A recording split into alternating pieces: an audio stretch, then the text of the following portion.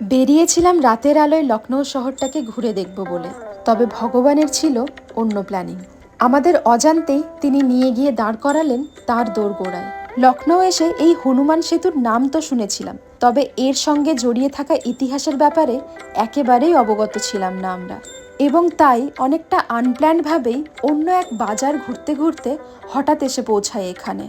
এবং এই হনুমান সেতুর হনুমান মন্দিরে একদমই আনএক্সপেক্টেডভাবে দেখা মেলে নিমকারুলি বাবার, এবং খোঁজ খবর নিয়ে জানতে পারি ঠিক এখানেই গোমতী নদীর ধারে 12 বছর তপস্যা করেছিলেন তিনি, এবং তার এখানে থাকাকালীনই তৈরি হয় এই হনুমান সেতু, যা তৈরির সময় বিভিন্নভাবে বাধাপ্রাপ্ত হলে ব্রিজের কনস্ট্রাক্টর শরণাপন্ন হন নিমকারুলি বাবার, এবং বাবার আদেশে তৈরি হয় আজকের এই হনুমান মন্দির। ইচ্ছে ছিল আমাদের কোনো একদিন ক্যাচি ধাম যাওয়ার, তবে তিনি লখনৌতে এইভাবে দেখা দেবেন তা সত্যিই কল্পনাতীত।